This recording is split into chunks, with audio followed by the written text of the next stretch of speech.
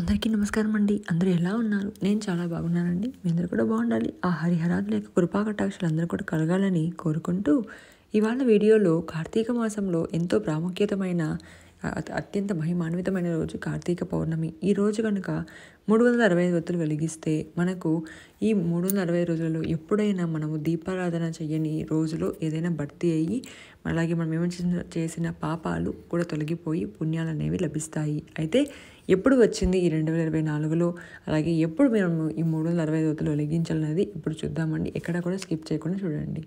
శ్రీ వారాహి తల్లి జ్యోతిష్యాలయం.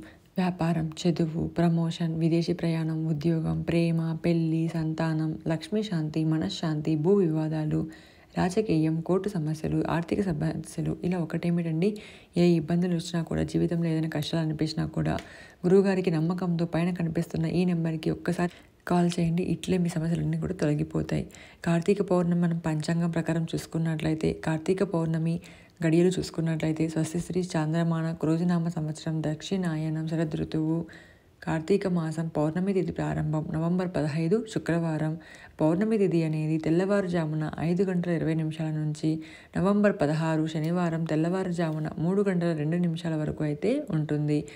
సూర్యోదయంతో లెక్క వేసిన తిథి మనకు లెక్క కాబట్టి, మనం పౌర్ణమి గడియలు ఉన్నప్పుడు రాత్రిపూట చేయాలి కాబట్టి మనకు రెండు కూడా ఈసారి కలిసి వచ్చాయి. నవంబర్ 15 శుక్రవారమే మనము ఈ 365 ఒత్తులు వెలిగించాలి. ఎందుకంటే రాత్రిపూట తిథి ఉంది, అలాగే ఉదయం కూడా తిథి ఉంది కాబట్టి మనం ఎటువంటి కన్ఫ్యూజన్ పడాల్సిన అవసరం లేదు. అయితే సాయంత్రం 6 గంటల నుంచి 7:32 వరకు అమృతకాలం అండి. చక్కగా అయితే ఈ దీపారాధన చేస్తే మీకు మంచి ఫలితం అయితే లభిస్తుంది.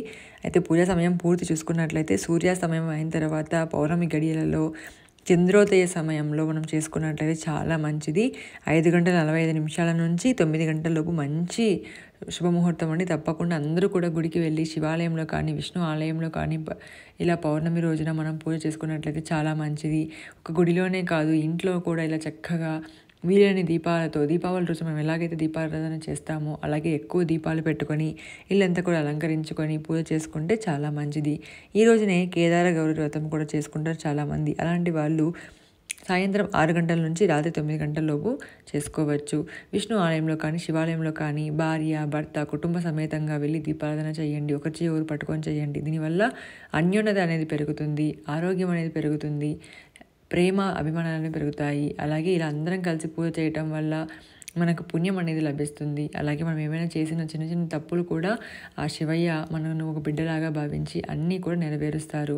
కార్తీక పౌర్ణమి రోజున ఉదయం కంటే కూడా సాయంత్రం వేళ శుచిగా తలస్నానము చేసి శుభ్రముగా నిశ్చలమైన మనస్సుతో మనం దీపారాధన చేసుకుంటే చాలా మంచిది. అన్నీ కూడా ఇంటి దగ్గర నుంచి తీసుకుని వెళ్ళండి, చాలా మంచిది. అక్కడే కొని అక్కడే పెట్టేసి అక్కడే వదిలేయడం కంటే కూడా ఇంటి దగ్గర నుంచి కావాల్సినవన్నీ కూడా తీసుకొని వెళ్తే చాలా మంచిది. ఈ పూజకు కావాల్సిన ఏర్పాట్లన్నీ చేసేంత వరకు కూడా ఓం నమః శివాయ కానీ ఓం నమో నారాయణాయ కానీ అనే మహామంత్రాలను జపించుకుంటూ మనము మన మనసులో సంకల్పాలు తలుచుకుంటూ ఈ పూజ అనేది చేసుకుంటే విశేషమైన ఫలితాలు అనేవి లభిస్తాయి.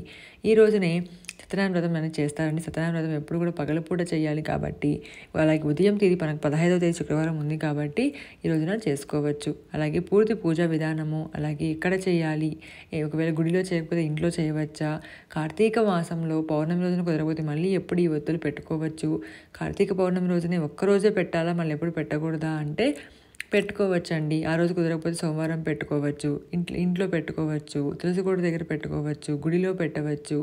మట్టి ప్రమిద కంటే కూడా ఇలా గోధుమ పిండిలో పెడితే చాలా మంచిది, లేదా బియ్యం పిండి ప్రమిదలో పెడితే కూడా మనకి మంచిది అన్నమాట.